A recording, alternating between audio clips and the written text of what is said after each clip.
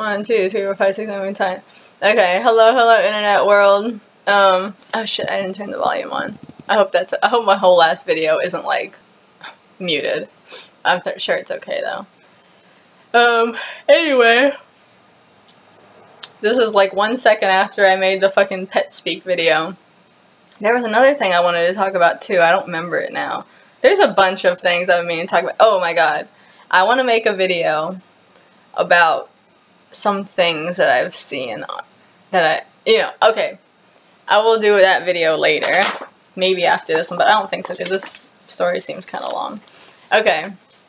This might be the real Superbabies. I'm not sure. I don't know what it is. But it is the last story that was in that green folder that was in my drawer, of all the short stories that I had. So I'm down to the final one. And then I'm going to get into a whole new stack. Because I have plenty more. This channel is going to be Storytime Central. All day, all the way. And also, I gotta get on that famous story. I think I'm gonna try to dig that one out and make that the next one. Anyways, here we go. No title, no intro, anything. Just straight into it. Okay. Gray, what the hell made you think of all that? Gray shook his head. He blinked his eyes a few times. Huh, I don't know, that was weird. Then he went to cover it up with a casual laugh, and Charlotte was quick to answer the laugh and add to it. Dog talk. Hey, it's what I was just talking about. He joked, shoving his friend. Gray laughed back, and he retaliated with a bit rougher shove of his own, almost costing Charlotte his balance. Oh, Charlotte's a guy. Okay.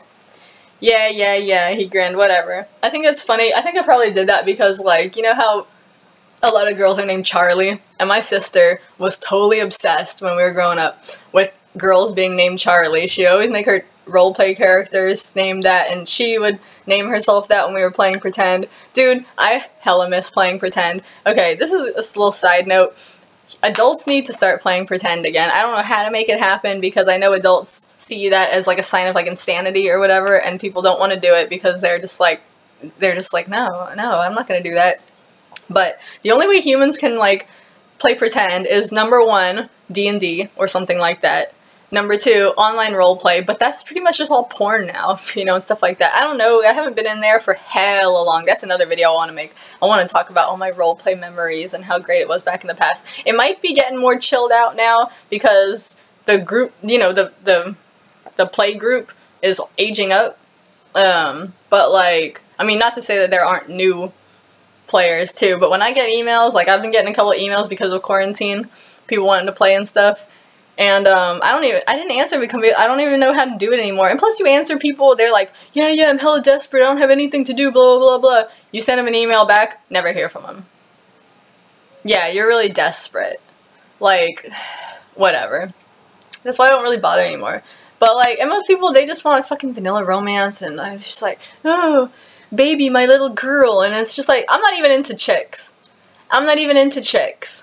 You know? Like, so much frustration. I just don't even want to go there. Anyway, what was I? Number 2. Number 3, sex roleplay, which is connected to the internet one, except this one is even better. This one is a little more realistic because you're actually doing it. You know, it's a little bit more what I'm talking about, but then you have to fucking have sex, and you have to be in the mood, and blah, blah, blah, and everything's revolving around sex. I don't want that fucking bullshit, okay? I just want to do it like kids do it. Like, you just literally say, like, we were so fearless back then, man. We used to just be like, go to the park, be hanging out, be going on monkey bars and shit like that, and climbing around, be like, let's play something. And it was like, okay, my name is da-da-da, my name is da-da-da, okay, let's, this is our house, let's play house, you know, and just act it all out. Like, kids are just so good at it, you know, kids are just on the fly, like, I can just do it right now, you know, and anything, you don't have to ask permission, they don't have to ask, like, oh, what's the rules, what's this, what's that. The adults do all that, then before you know it, it's fucking ruined. You don't want to play anymore. You just have to pick it up just off the fly and just do it. Just go for it. Be fearless, you know. But adults, they're so scared of like, oh, I'm going to break some rules, and then everyone else is like uptight. They're going to get on my ass, and da-da-da, and I'm not going to be doing it right. They're going to call me out. They're going to, you know what, call-out culture needs to stop. I'm not saying 100%, because obviously call-out culture started for a reason, because there was a desire for it, but it's gone way too far. Okay, it's gone way too far.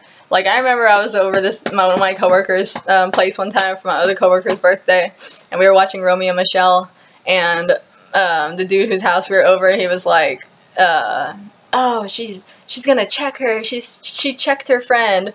And I'm just thinking in my head, like, obviously I didn't say this out loud, but I'm just thinking in my head, like, I don't think that's a good thing. Everybody, I mean, not everybody, but, many people today, mostly on the left,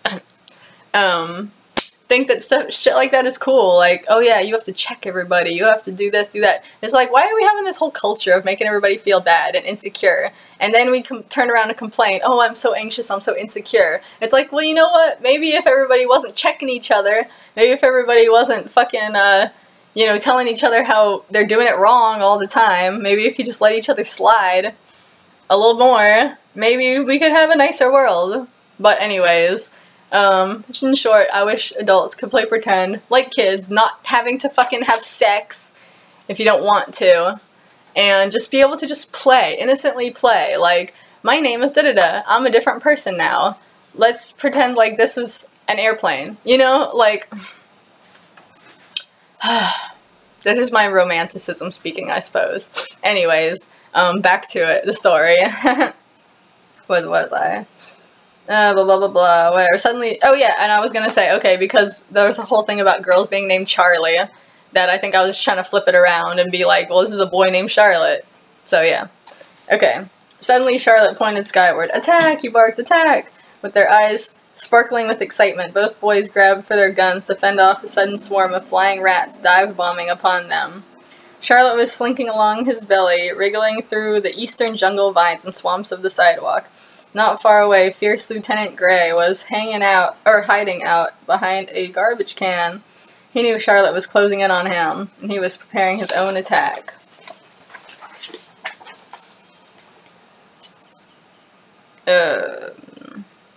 What the fuck? I think I started on the wrong side of the page. Again. Why did this happen? Okay, as Charlotte peered over, there was Frank, sure enough.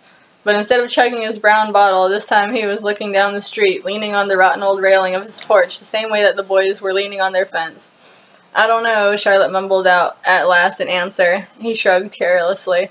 Has he been? Gray nodded and blew a small bubble, snapping it loudly almost as soon as it was formed.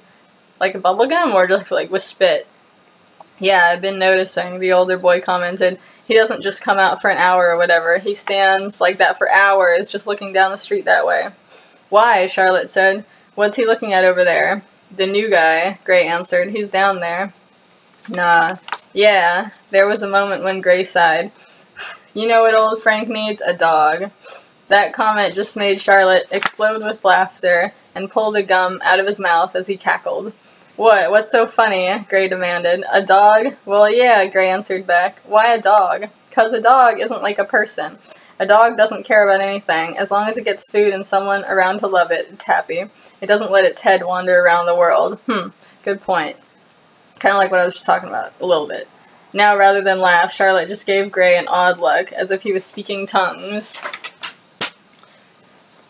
Okay, I think this is out of, I think this is out of sequence. Is this backwards?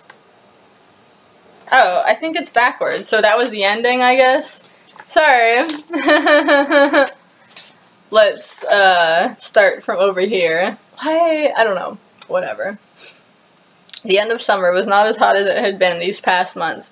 Autumn was coming early, and though the lemonade stands in front of garages still persisted, leaves had already shed their green coat, and thoughts were turning to school. Soon friends would be side by side in chairs again, whispering through class. Bells would ring. The meek would be fighting off bullies. I know about that. And before any of that, families would be walking down the aisles of the local supermarket, picking out 99-cent notebooks. This is all before Corona. Pam, Pam, you're dead. With both hands clasped together in the form of a sniper rifle, Charlotte wriggled across the grass on his stomach, peeking out from behind a stack of cardboard boxes from his father's garage. I like how it's like he's supposedly a sniper, but he's like making noise, you know? But they are children playing innocently, so, you know, not a mistake. With expertise to make the Navy SEALs proud, he aimed and fired at his friend again. Bow, well, I got you back, Gray shouted playfully back to Charlotte. Come on, Charlotte complained. Just like that, he separated his hands, and his gun was no more.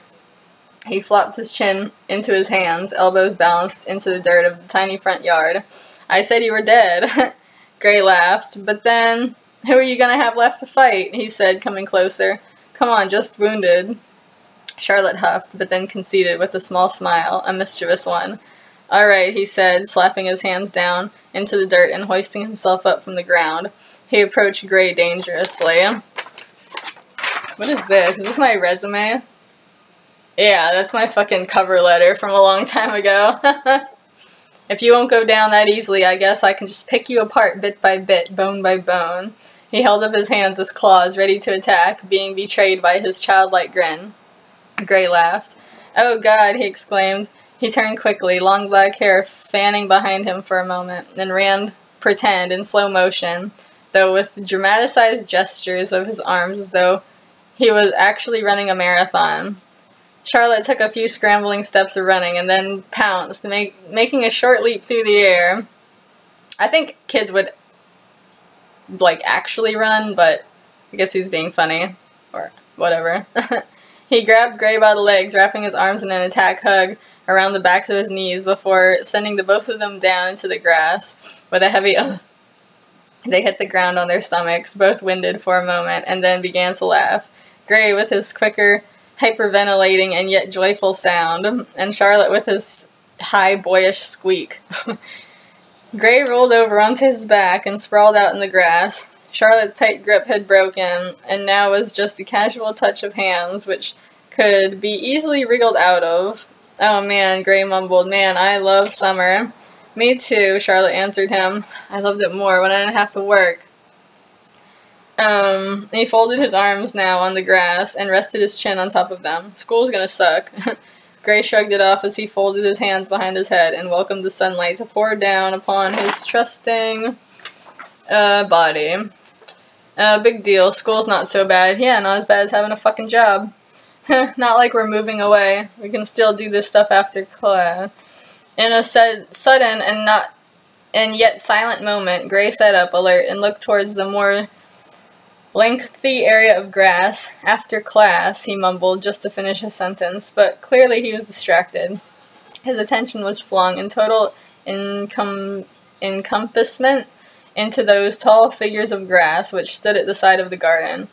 Charlotte's head turned to follow the fixed stare of his friend. At first, all was still, and then, ominously, the grass began to move and shake, and out from the tall, thin blades there came a huge beast. It was as tall as a sheepdog and as long as several. The beast was covered in scales, dark grayish-green skin, and walked windingly on bent, clawed legs. Its belly dragged against the ground. The monster flicked out a sticky, ground meat tongue, a bright pink amongst the rest of its swampy color, tasting the air. And from beneath the ridges of its skull, the eyes of the beast shone yellow and menacing, as it looked to one side and then the other. Die, monster, die! Charlotte scrambled to his feet with his battle call, and fast as reflexes would allow, he pointed a finger dead on towards the beast. It paused in its tracks, its massive body still not fully emerged from the grass, and it pulled its head up tall, accepting the challenge. The monster's flat, powerful jaws opened, bearing the rows of serrated teeth, the mashed pink tongue, hissing, laughing at the boys. Die, damn you! With that, the furious beast charged. Its low, scaly legs carried it rapidly across the dirt. Its thick body writhed back and forth like a snake as it barreled towards the boys. This is like a Komodo dragon, I think, or something. That's what it sounds like. You swallowed your last kid, Charlotte threatened with a dark confidence. He shook his head, pointing his finger. God damn, he barked at his own frustration. Why won't you shoot? You gotta say bang, Gray called out. You gotta say bang. I don't think it's said, but these kids are supposed to be like 10, I think. So, like, you know, in between little kid and too old for this shit, basically. Charlotte stared back at him, heart beating fast, eyes wide, blood rushing, the beast coming nearer every second. Why don't you help me? Charlotte yelped. I'm incapacitated. Oh shit. Charlotte's body swerved back around in a split second, facing the monster, and then bam, suddenly from nowhere, he was face to face with it. close enough to count the scales in its flat face, close enough to see the film on its eyeballs and smell its rancid breath as it opened its menacing jaws to hiss. Bang! Charlotte shouted out in bold, clear volume. Bang! We never said this whole bang bang shit, but I think it's supposed to be like, I remember this about this story. They're supposed to be basically like they're supposed to be acting out a comic book, kind of, basically, in a way. I think this is Superbabies, because Superbabies is about superheroes, basically. And the maturity levels of superheroes, or something like that. Of course, I never finished it. But that was what it was supposed to be about. It was supposed to be about, like, comics going from, like, more innocent, like, good guy, bad guy, to, like, more darker, like, the whole Batman being hella dark and all that shit, you know, and stuff like that. The Punisher and other things like that. And Watchmen probably is, like, on that list, you know. Just, like, getting more, like, adult, you know, as opposed to just, like, good guy, bad guy, bang bang, you're dead, you know, stuff like that. But I'm not a comic book person, so I'm probably not the best one to write this story, but, you know, given the amount of comic book movies that have been thrown at us the last 10 years, I think everybody can at least say a little something, you know. Okay, the blast flew straight into the waiting mouth of the creature, and Charlotte would swear, in those reptilian eyes, there was fear at that last moment. Remorse, regret, defeat. The explosion ripped one jaw from the other, blowing the head apart in too many pieces to imagine. Too fast, too loud, too spectacular. No more eyeballs staring, no more teeth.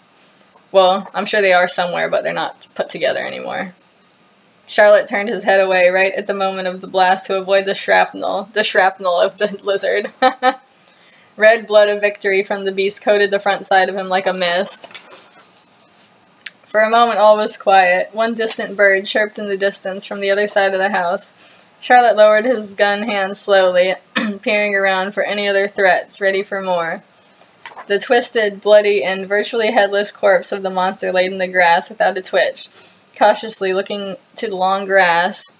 The body, the grass again, the body again. Charlotte gave the monster's remains a careful kick with one sneaker, making sure it was truly dead. Not a budge, just a limp flopping of one leg as gravity tugged it downwards. Charlotte's mouth perked up into a gleeful smile and then developed into a grin. Woo! Woohoo! Throwing up both fists in victory, Charlotte rose a battle cheer. In seconds, the body of the monster decayed and sunk down into a blackened mess in the ground. Then into nothing. The grass beneath, where it had been, shone bright green, as if it had never been touched. Gray's expression lit up into a proud joy, seeing his friend victorious. He leapt over and joined in the whooping and hollering, as the two of them danced around the lawn. Charlotte held up his palm for a high five, and Gray paid off with a resounding hand-to-hand smack. We got another one, Gray laughed. We got another one, all right, Charlotte answered. And in seconds, their cheers had turned to playful rhythmic chanting. We got another one, we got another one. They circled around and around like preschool children singing nursery rhymes. But the moment was short-lived. In moments, another sound growled to life from the distance. Both boys stopped in their antics mid-step and stared off down the road into the horizon. The sound began quietly, a low... Oh, I remember this. Okay. I think. The sound began quietly, a low buzzing, no more than the humming of a bee, and yet the boys knew, somehow instinctively, a huge and terrible power of magnitude hit behind it. The growling grew quickly, and in just seconds it was intensifying at an alarming rate. They ran to the fence and stared over, straining on tiptoes to see, despite that they were both taller than the fence already, and standing on toes showed no more to their vision than standing flat-footed. Still, they pushed their bodies eagerly up against the top metal bar of the fence, and waited. Now there was a second sound behind the first, and this one incredibly distinct. The common woo, woo, woo, woo of a police siren. Oh, it's a police. Okay, never mind. I thought it was a guy on the motorcycle. There is a story, or it might not ever have got written, but I just remember there was something about, there's this, okay, it was two little kids like this. Well, not little, but like 10, 11 years old. Little-ish, you know? And then there was an older guy, like a 17-year-old or 18. and he was riding a motorcycle, and he was supposed to, as far as I remember, I might be mixing two stories in my mind, but he was supposed to represent, like, the new age, the new, like, darker, more mature age, like, coming along with, like, more moral ambiguity and stuff like that. And, there was a part where he was, like, riding his motorcycle next to the train tracks and trying to race the train, basically. So I don't know if that's in here or not, but we'll figure it out. Oh, I'm already 20 minutes. Okay, let me cut it off.